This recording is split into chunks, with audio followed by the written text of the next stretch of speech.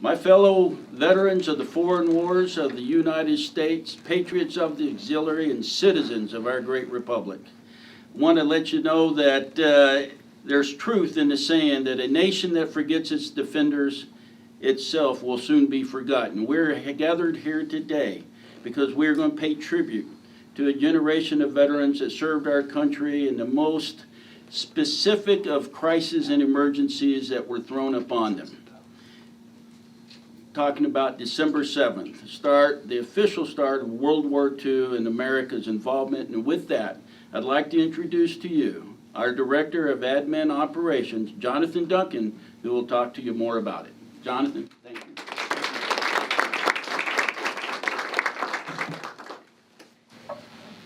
Good morning. Thank you for being here today. My name is Johnathan Duncan. I'm a combat veteran and I'm a proud member of the Veterans of Foreign Wars of the United States. It is my great honor to address you all as we take pause to observe the memory and significance of what President Roosevelt referred to as a date which will live in infamy. 81 years ago today, 353 Imperial Japanese Navy service aircraft attacked the American naval base at Pearl Harbor in Hawaii in a surprise military strike just before 8 a.m. local time. Among the wounded and the dead were men, women, and children as young as 3 months. 2,399 lives were lost and 1,178 were wounded. The consequences of that day are truly infamous, as it precipitated the entrance of the United States into World War II, where over 73 million souls were lost from 1937 to 1945, and the world bore witness to devastating destruction of the atomic bomb, which killed over 200,000 civilians in Hiroshima and Nagasaki. Back home here in the United States, that day precipitated one of the most heartbreaking chapters in American history, as with a stroke of a pen, President Roosevelt ordered over 110,000 Japanese Americans into internment camps.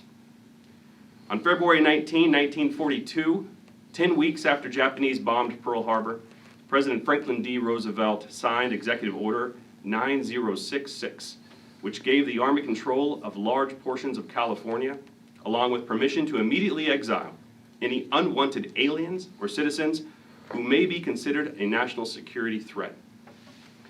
At the time, the order was defended as a, quote, military necessity to protect against domestic espionage and sabotage. Of the 127,000 Japanese Americans who were living in the continental United States at the time of the Pearl Harbor attack, 112,000 resided on the West Coast. About 80,000 were Nisei, the literal translation being second generation. They were American-born citizens with U.S. citizenship. And the Sansei, third generation, the children of the Nisei. The rest were Issei, first-generation immigrants who were born in Japan and who were ineligible for U.S. citizenship under U.S. law at the time. California defined anyone with 1/16 or more Japanese lineage as a person who should be incarcerated. Colonel Carl Benditson, the architect of the program, went so far as to say that anyone with, quote, 1 drop of Japanese blood qualified for incarceration. On December 17, 1944, U.S. Major General Henry C. Pratt issued Public Proclamation number 21, declaring that, effective January 2, 1945, 3 years after these American citizens were wrongly incarcerated, the Japanese American evacuees from the West Coast could return to their homes. During the course of World War II, 10 Americans were convicted for spying for Japan, but not one of them was of Japanese ancestry. It wasn't until 50 years later, in 1988, when President Reagan would sign a bill for restitution to each surviving internee with a tax-free check for $20,000 and an apology from the United States government stating a grave injustice had been done. The stories of these internment camps should never be forgotten, so that all may understand what happens when we and our politics are guided by intolerance and fear. One of the chartered purposes of the Veterans of Foreign Wars is to maintain and extend the institutions of American freedom. Let us not forget and not repeat the injustices of our past. Let us uplift and value the voices and lived experiences of those wronged by such intolerance and fear. Guide us so that we may ensure the institutions of American freedom are extended to everyone. Thank you for being here today. I want to especially thank Mario, who put together everything today other than my speech. There are great refreshments and coffee in the back. Thank you.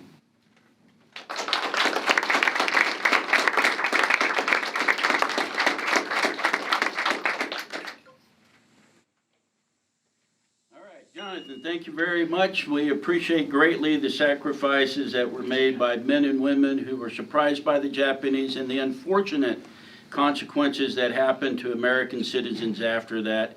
I know that America learns from its history because sometimes we're not always on the right side of that. This time, if he has any marks, I'd like to introduce our Quartermaster General, Mark Garduno, to come up and say at least hi.